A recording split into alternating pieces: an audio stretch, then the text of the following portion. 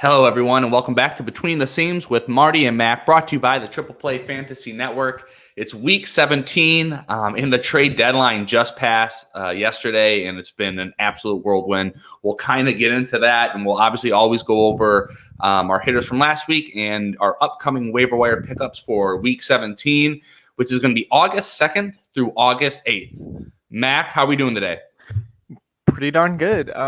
As an Atlanta Braves fan, I went from an outfield of Guillermo Heredia, Abraham Almonte, and Orlando Arcia to Adam Duvall, Jock Peterson, and Jorge Soler. So not bad. Yeah, with your boy coming off the bench. With my boy coming off the bench. Adam Duvall. So wait, Adam Duvall's in center.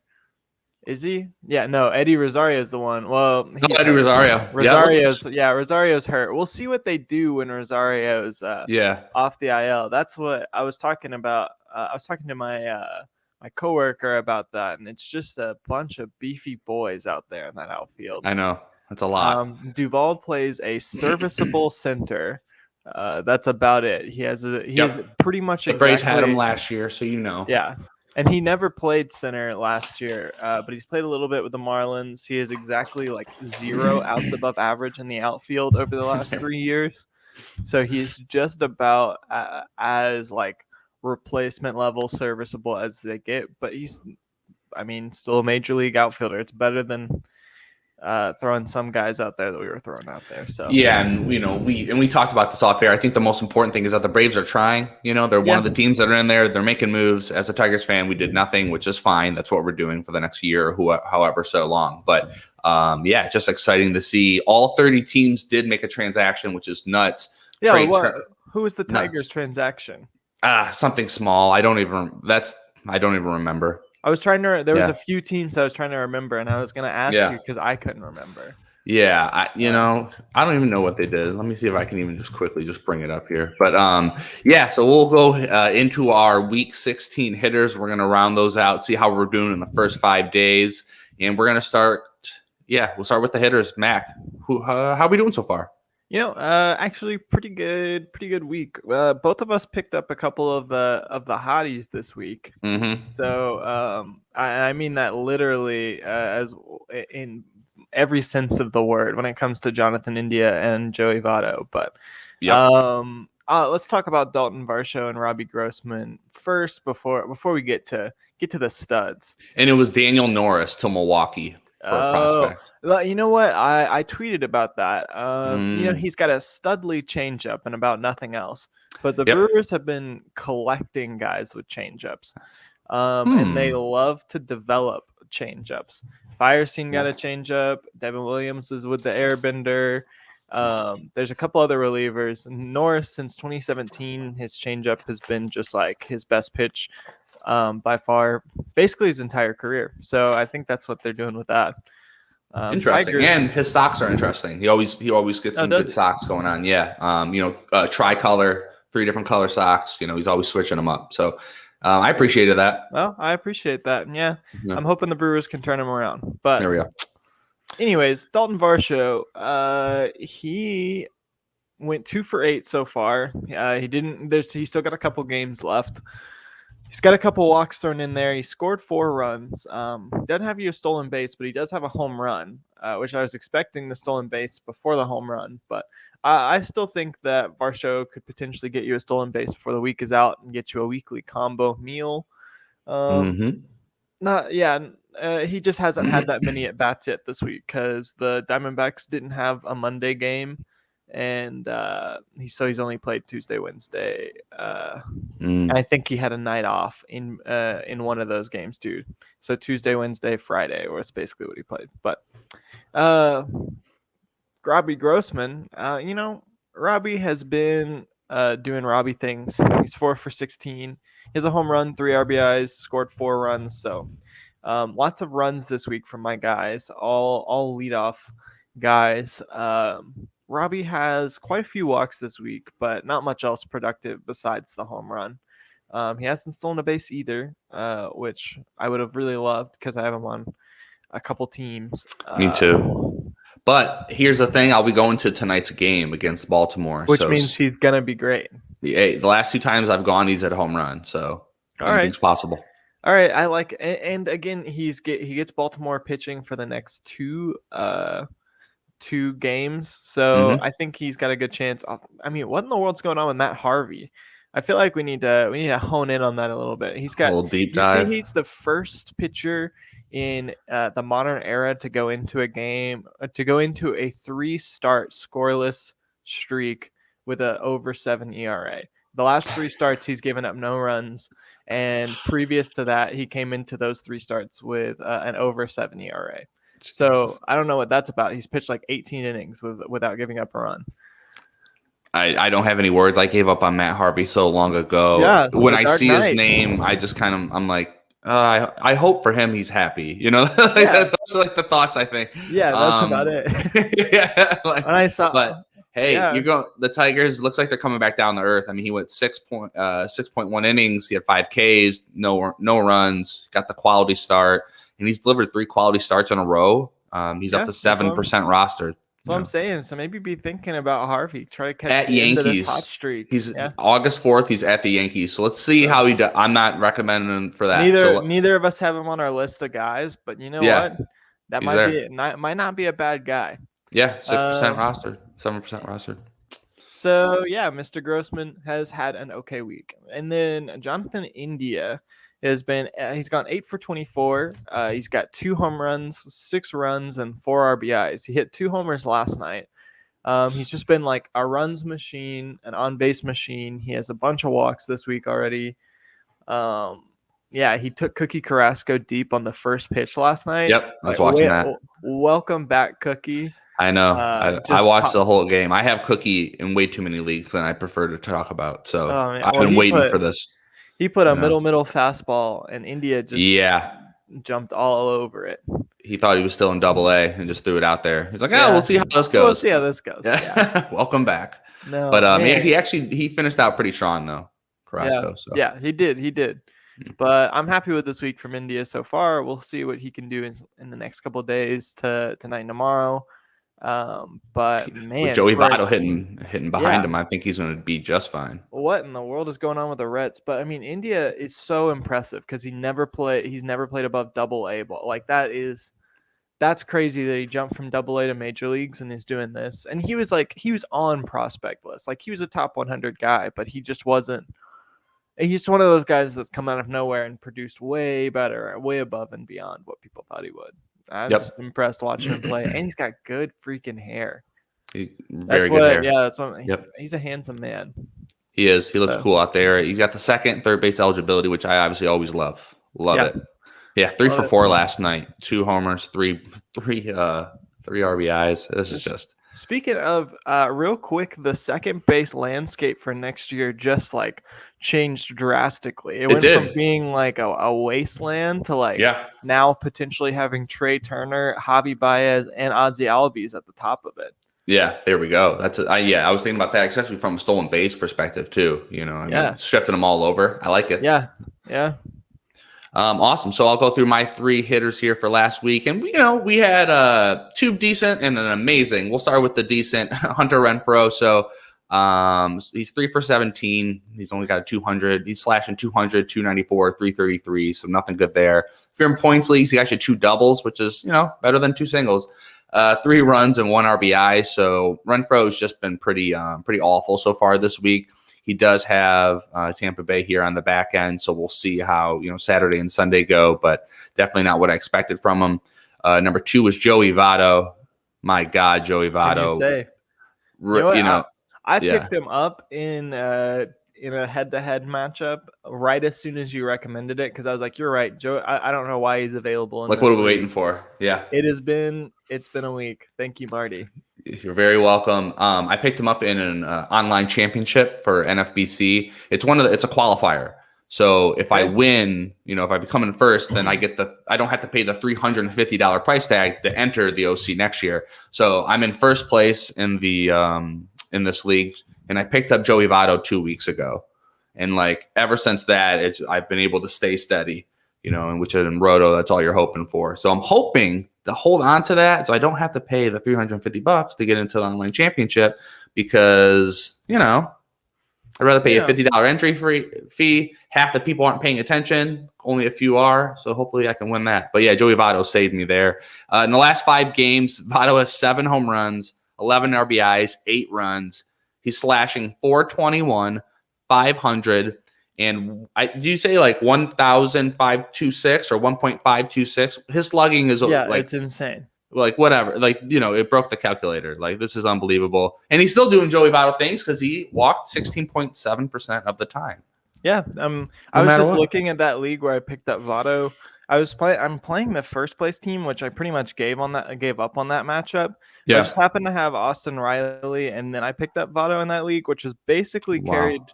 Yeah. So if you make the right pickups every now and then, you can pull off some upsets, because I'm very middle of the pack in that league.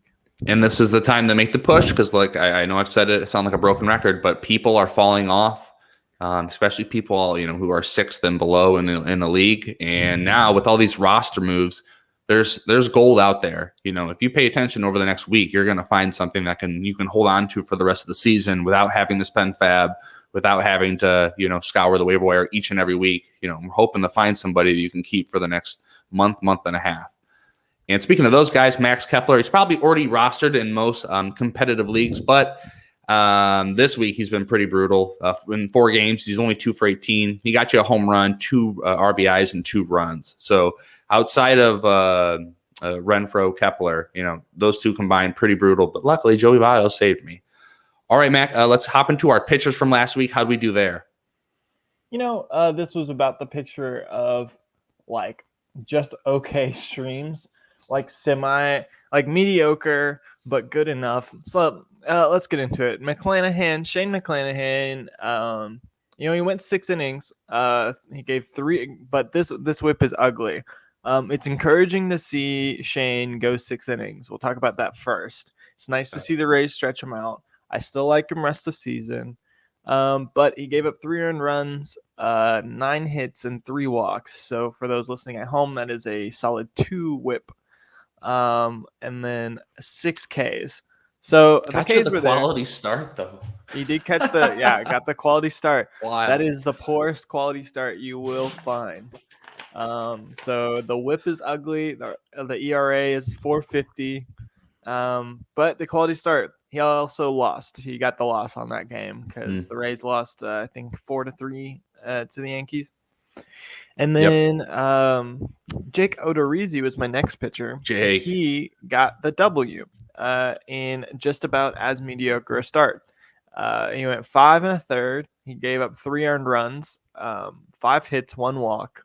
He had 3 strikeouts and got you the W, which is Odorisi doing Odorisi things. You can't expect like 10K games from him. He'll pull those out of his hat like somehow every now and then, but this is a lot more standard. The 3 or 4 Ks, decent ratios.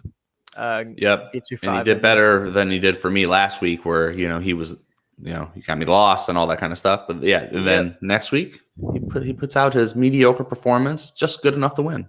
Just good enough to win. I like it. And speaking of just good enough to win, Tariq Skubal did not do that. He went 5 2/3 and got a loss. He gave up 4 earned runs, 7 hits, 1 walk, had 4 strikeouts, and he took the loss. So overall in the week, all my guys went over 5 innings. All of them gave up at least 3 earned runs. And we got a quality start, a win, a couple losses. So it was just very like the most like their starts ever. But I will say, to save this a little bit, Patrick Sandoval was my guy from week 15. And he hadn't pitched yet when we did our show last time. And Sandoval almost pulled off the no-hitter. And if you remember, listeners, this was my gut feeling guy. I said, there's no reason to start him against the Twins. The Twins are a juggernaut of an offense usually, but it just feels like Patrick Sandoval is gonna be studly in this game. And I picked him up after that win in my 10-team league. Yeah, he got the 8.2 innings. He had 13 Ks. 13 Ks.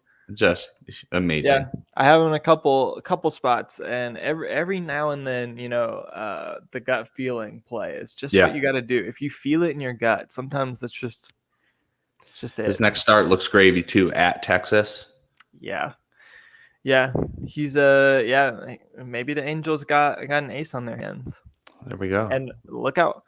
I think you've got a shout out for him, so I won't steal. Ooh, yeah, a little sneak preview. Awesome.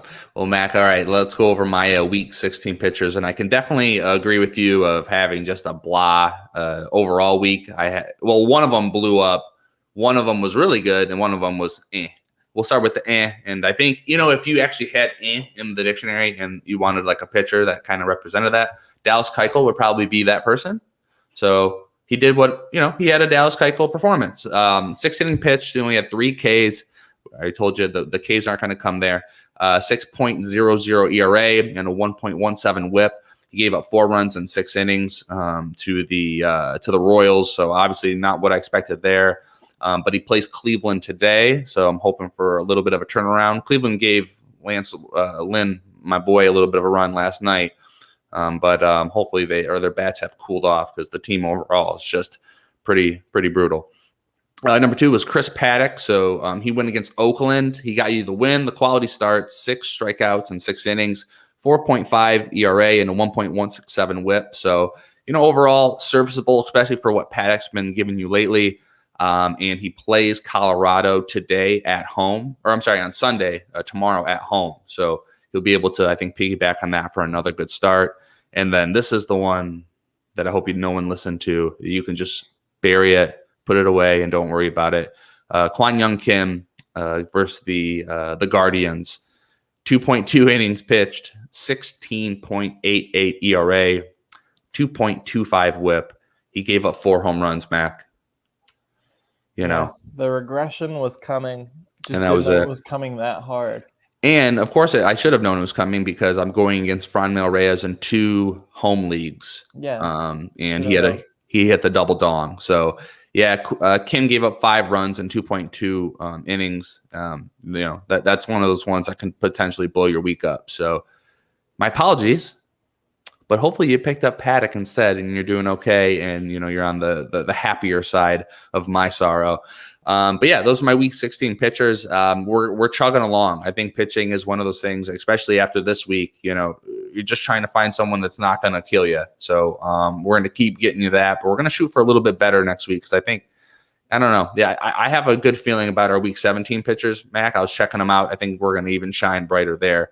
So let's hop into we're going to hop into the pitchers. But week 17, Mac, who do we got going? All right, so week 17, we got some deep league guys for you. And sorry, real quick, that is August 2nd through August 8th, week 17. Week 17.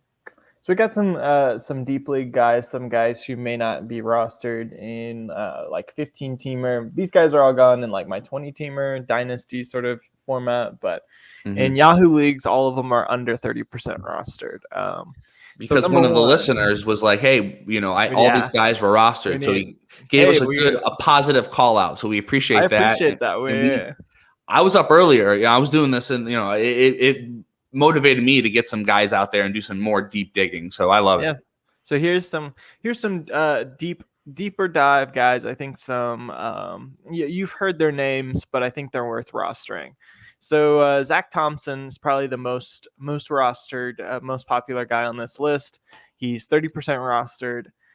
He gets the Mets. The Mets offense has been fairly anemic as late, and I really like Zach Thompson. He's got an under 3 ERA on the year. His fastball spin is about 90th percentile.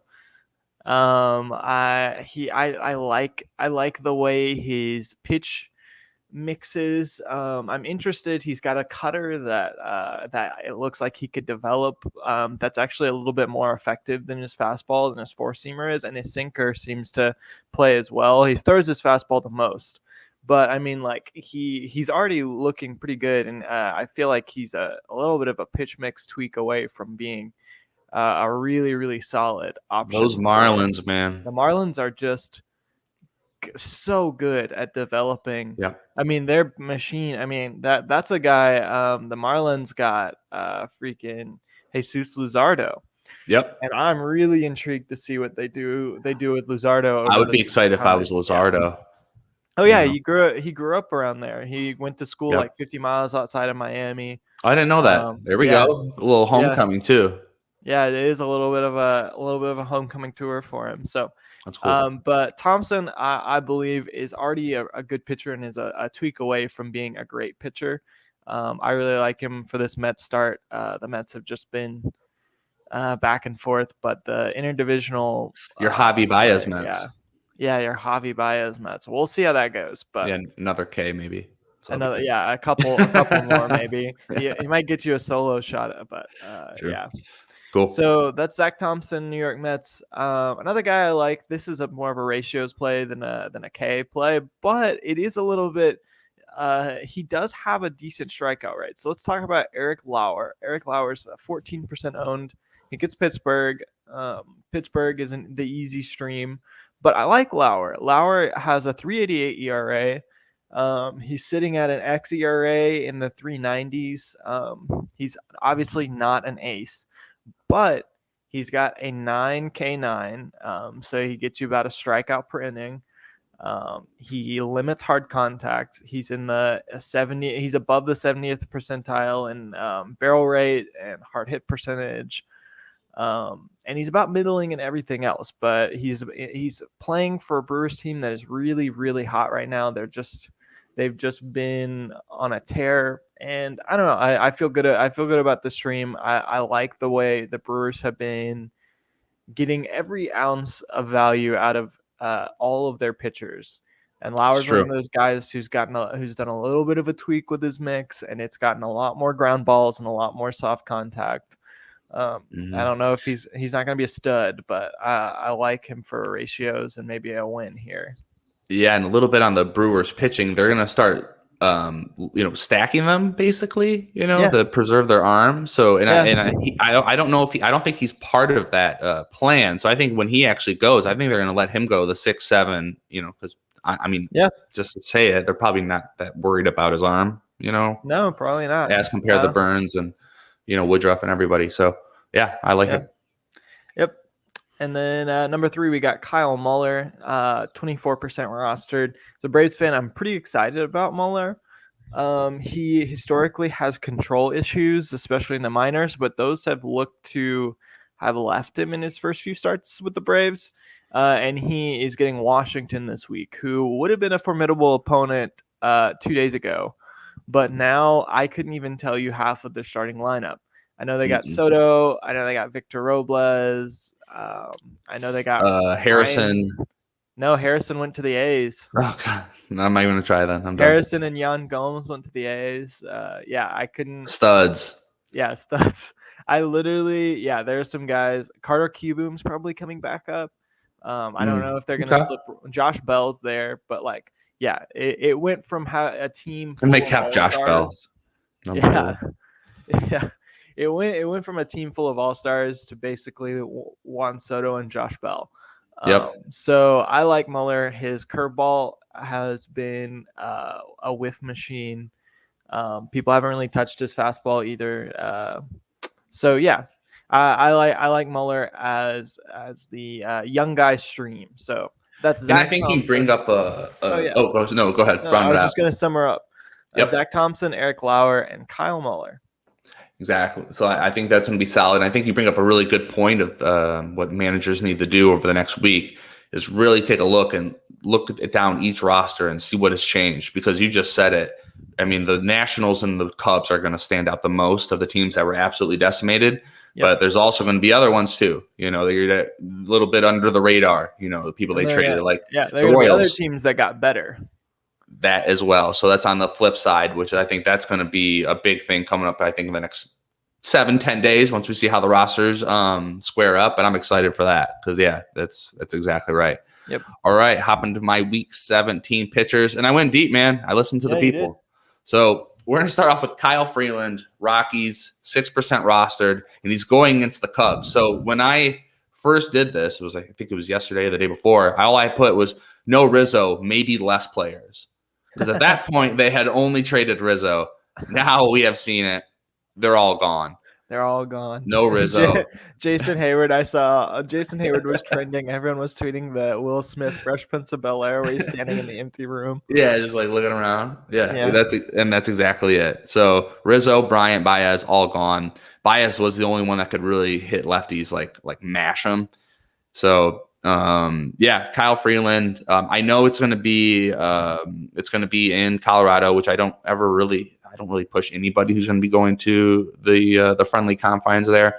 But it's Freeland. He pitches good. I mean, he pitches the same if he's home or away. So, but over his last 13 innings pitched, he has a 1.3 ERA, 10 strikes, and 10 Ks and a 1.08 WHIP. So, I mean, that's pretty good over the last 7 days. And then over the entire month of July, over 30 innings pitched, he had 20 Ks, 2.40 ERA, 1.13 WHIP. And the Cubs before this were the 13th worst team in Team WOBA against lefties. You take out the 3 best players. I can't believe how bad they're going to be. So Kyle Freeland against the Cubs. And I think the Cubs are going to be somebody you're going to want to roll, target for the rest of the 2 months here. So I'm feeling good about that one. Number 2 was going to be Drew Smiley. So one of your boys, the Braves, at St. Louis. St. Louis is just a blah offensive team. They're 8th worst in Team WOBA against lefties.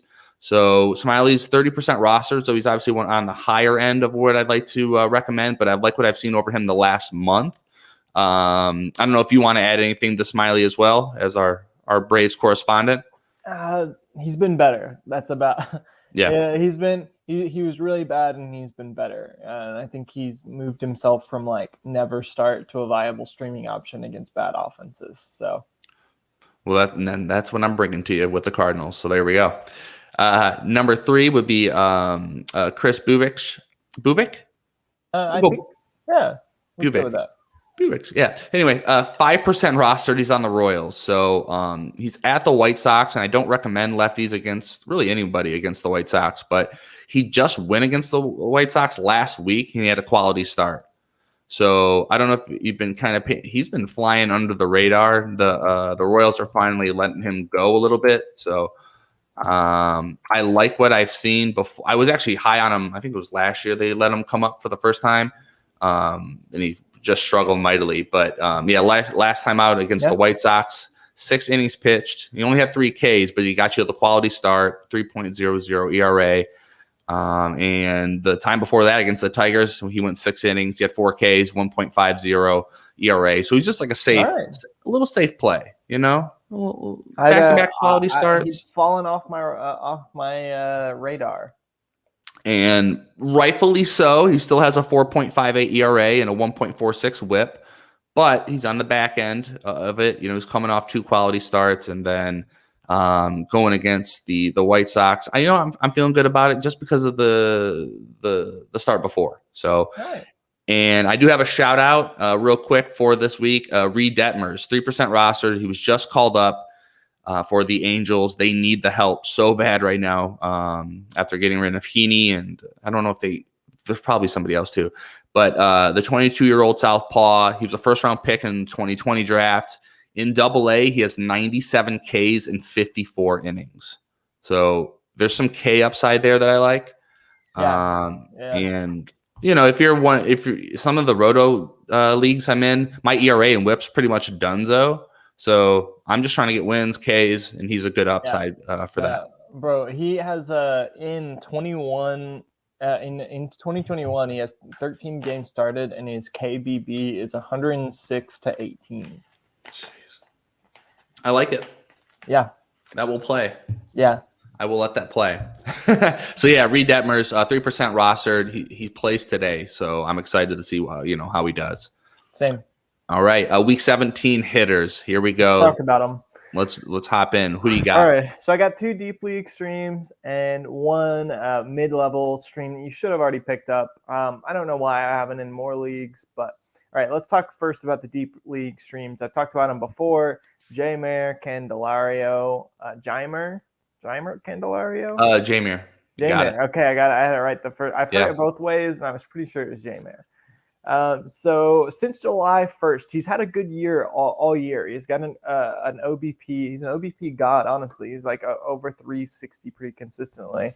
But since July 1st, he's batting 308. He's got a 406 on base percentage and a 538 slugging percentage. He's got 3 home runs, 15 runs, 14 RBIs, and a 402 WOBA. He's got first and third base eligibility. He had a mini breakout last year. Yep. And, he's just a productive player. Like, he just is always on base. People don't appreciate him. Honestly, I think that he should have been a cheap trade target because he's 28. So it's not like he's that young, but he can give you some production. I don't know why more people don't want to trade with the Tigers or roster Tigers or I don't whatever. know. I wonder why teams just, and this is like not fantasy wise, but just overall, like we can't get rid of it. Like I thought maybe Robbie Grossman might be on the move. Yeah, I thought Robbie Grossman. There was Candelario. Yeah, some, but they're just they. I mean, there was nothing there. So, but yeah, from a fantasy perspective, it's like the Orioles. Maybe 2 years ago, where people weren't. Anthony Santander, no one was rostering him. It's just they just assume, because it's a bad team that they're not going to have. Fantasy players on it. I don't know. It's lazy. I can't make sense of it, honestly.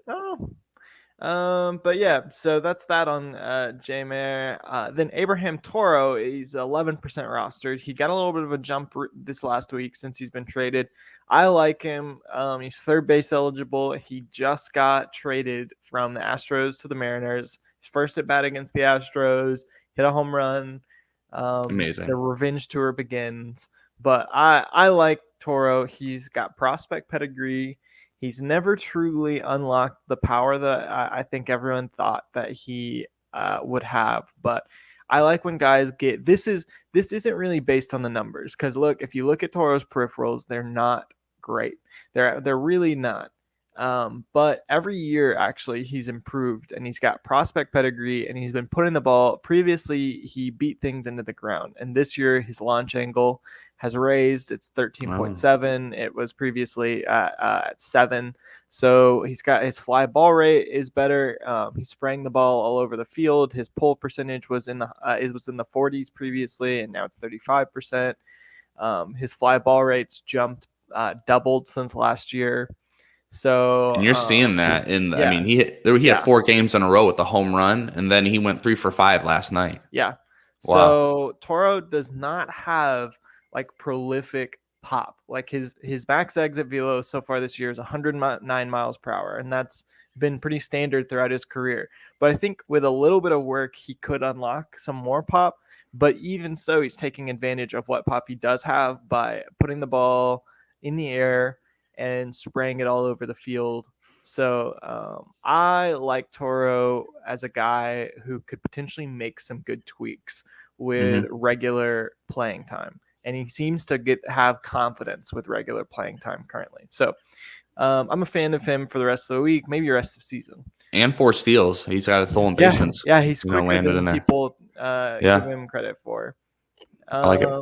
I think it's important that some guys on bad teams are going to get more playing time. Like Eddie Rosario got traded from Cleveland. It's worth keeping an eye on Bradley Zimmer, on Harold Ramirez, on Ahmed Rosario, guys who were getting blocked for some at-bats with Eddie Rosario in the lineup. Now they're going to get full run for the rest of the season. So there's other guys like that throughout. Patrick Wisdom for the Cubs. Et cetera. She's the only one left at those guys. Yep. Ian Happ's gonna be third. Yeah, I like it. In third. So, and then finally, this is the guy you should have picked up already. Harrison Bader. He's 52% rostered. Since July 1st, his slash line is 363, 409, 638. He has stolen multiple bases and hit, I believe, 4 home runs in that time period. His WOBA is like 440 since July 1st. I mean, he's been absolutely, look at his game logs. It's just like 2 hits, 3 hits, 4 hits, 1 home run, 2 home runs, stolen base. It's just, he's all over the place. It's the beta that people thought could happen. Yep. And maybe this is a breakout. Who knows? Maybe it's just a hot streak, but right now he deserves to be owned. So. Yep, he needs to be rostered and over. He's gone up 43% over the last day. People are finally waking up on him. And in classic Cardinals fashion, he's batting 7th in the lineup. Yeah, of course. So, yeah, whatever. But, those are my guys. Jeimer Candelario, Abraham Toro, and Harrison Bader. Excellent. All right, I'll hop into my Week 17 hitters. 3 we have. We're going to start with Rowdy Teles. So Brewers, first base. He's only 9% rostered. And since the trade, and since I'm actually starting to play now more, he's been super hot. I mean, he has 4 home runs, 10 RBIs, and 8 runs over his last 7 days. 556 OBP. The Brewers are going against the Pirates and the Giants, so he has 6 games. And usually you have to worry about the splits with him, but this year against lefties, he has 27 at bats and he's batting .333 against lefties with a home run. So I'm not too. I mean, they probably may still sit him one of those games, but it's still not bad. Hey, if you have a lefty on a lefty and you're batting .333, I'll take that all day. Since the All-Star game, post-All-Star game, 4 home runs, 12 RBIs. Slashing 448, 514, and 931. He's either batting 4th or 5th in the lineup, and man, I think it's gonna.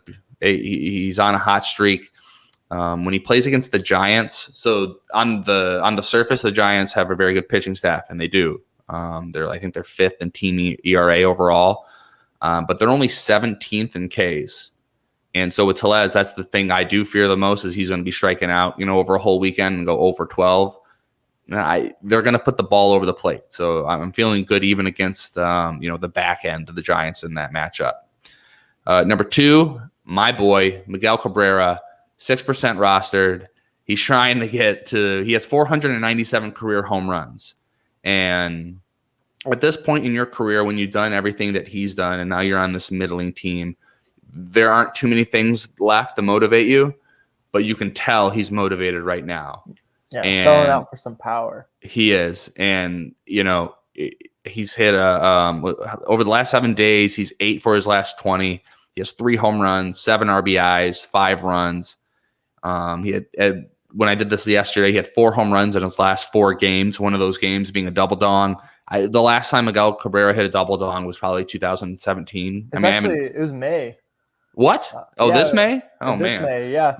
I love that you know that. The reason I know that is because the Royals announcer was like trashing him for whining about like a call, and then he hit a grand that's slam. classic Miggy. Yeah. Okay. He was like Miggy always whines. It's like he's entitled to his own strike zone. And then Miggy hit a grand slam on like the next pitch. Nice. And it was his 2nd home run of the game. I think it was like May 15th or something like that. I was literally just watching that video like yesterday. That's incredible. I love it. I don't know about that, but before that, it was probably you've not a lot of double dongs before that. But no, I mean, it's great seeing it. I think for the next week or so, he's going to be hyped. He's going to be trying to get that and selling out for those home runs as much as possible. So Miguel Cabrera, only 6% roster. Take a look. And number 3, Brian Anderson. The old, I've already been hurt once, twice, 3 times by him, but Starling Marte's out. The Marlins are just going to fill the roster out. And so there's going to be some more room for him. He's 15% rostered, 3rd base, outfield. He's 6 for his last 16 with 2 home runs, 4 RBIs. He has a 474 OBP, and he's even gotten you a steal. So 2 home runs and a steal, over his last week. He's batting either 5th or 6th in the lineup, and he's not going anywhere. He's finally healthy. The first time all year he's been pretty much healthy. I think he's going to be good not only for next week, but moving forward. All right, Absolutely. Mac, we did it. That's it. My Week 17 hitters, just to round it out: Rowdy Teles, Miguel Cabrera, Brian Anderson. And man, let's let the dust clear. From this trade weekend or Absolutely. trade week. Whew. a lot of things we were going to have to unfold, and we're going to have to be looking at those lineups to try to get that extra boost. But yeah, good week, Mac. You got anything for the listeners? We doing any articles? We got anything coming up? I finished my last class of my MBA on Monday. Congratulations! So thank you. There we go. So some time has opened up for me. I like Thank goodness. So potentially, I'm looking at some retrospective articles on a couple different things. And so, yeah, I'm hoping to be able to pump those out. There's a couple guys I'd love to write an article on Abraham Toro, and a couple other guys, some deep dives. So keep a lookout. Yeah, keep a lookout. I've been turning some things around in my brain, and I've got some time to do it now. So beautiful. All right. Well, we all obviously look forward to that. And as always, you can find me on Twitter at Marty_Tallman, doing the Triple Play Fantasy Between the Seams with Marty and Mack. As always, it's been a great time. I hope you guys have a good rest of your weekend, and good luck. Bye-bye. Absolutely.